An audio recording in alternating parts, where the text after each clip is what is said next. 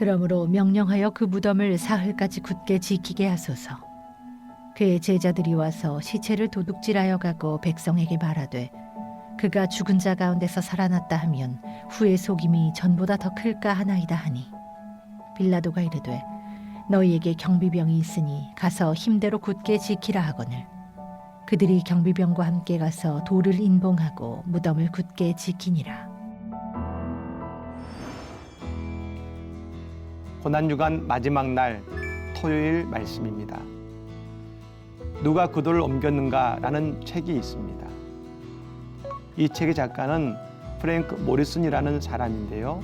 영국의 변호사입니다.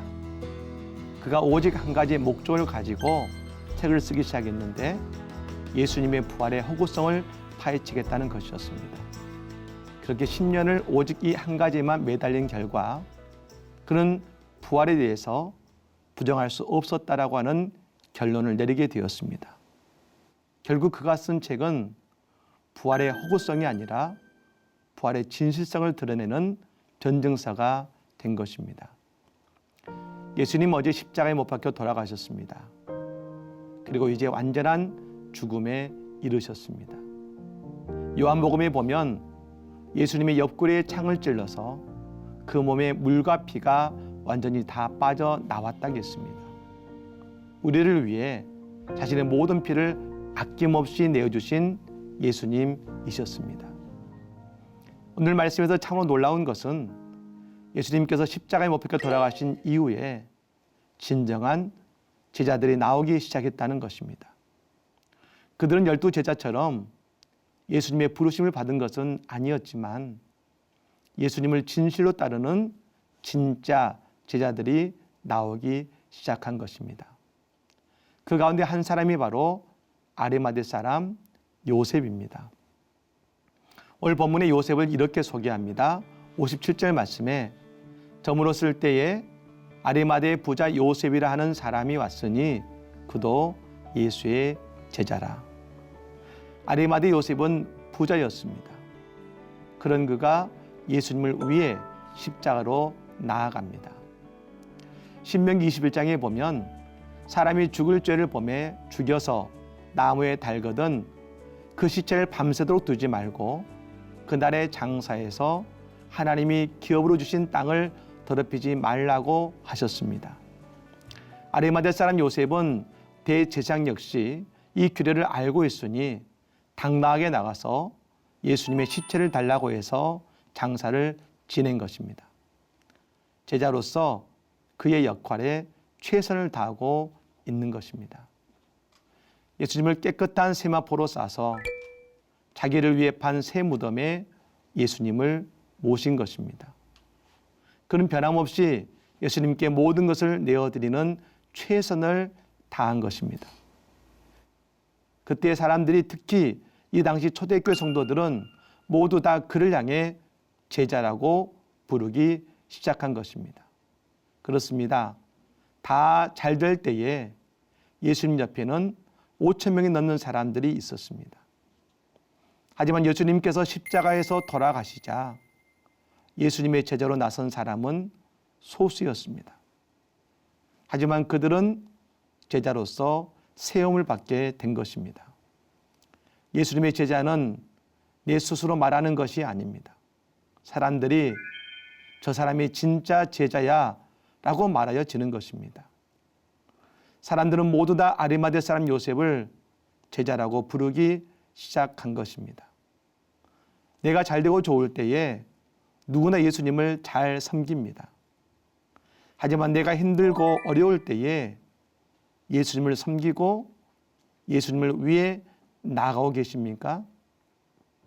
우리의 믿음이 드러나는 때는, 내가 제자로 세워지는 때는 내가 어렵고 힘들지만 예수를 위해 나가는 자에게 우리는 제자로 세움을 받는 것입니다. 예수님 십자가에서 죽으셨습니다. 하지만 대제사장과 바리새인들은 빌라도에게 나아갔습니다. 그 무덤을 지키게 해달라고 요청합니다. 혹시 예수님의 시체를 누군가 도둑질한 이후에 예수님의 말씀대로 예수님이 부활했다고 우길지 모른다고 생각한 것입니다. 빌라도는 로마의 경비병을 세워서 3일 동안 그 무덤을 지키게 했습니다. 오늘 본문에 굳게 지키라라는 말이 무려 3번이나 나옵니다. 저는 이 말에서 죄인들의 최선을 보게 됩니다. 이들은 예수님을 십자가에 죽게 한 곳으로 끝이 난 것은 아닙니다. 더 집요하게 일을 합니다. 더욱 그 무덤을 굳게 지키고자 합니다. 어둠의 영은 예수님의 길을 막기 위해 최선을 다합니다.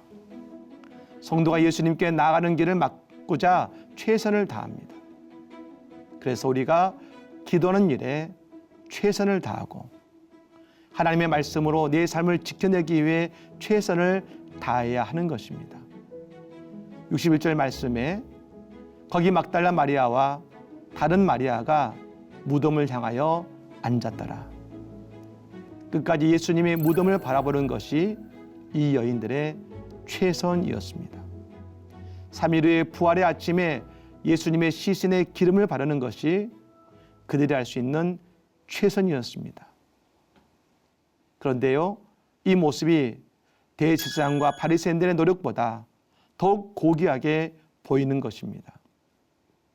내가 지금 예수를 위해 할 수 있는 신앙의 최선은 무엇입니까? 예수님은 우리에게 그거 놀라운 헌신을 바라는 것이 아닙니다. 저 여인들처럼 예수를 향하여 사는 것을 원하시는 것입니다. 힘듦과 어려움 속에서도 우리 모두 다 예수님의 제자로 드러나고 예수님을 끝까지 바라보는 믿음의 최선을 다하는 우리가 되어야 하겠습니다. 오늘 말씀을 잠시 묵상하시겠습니다.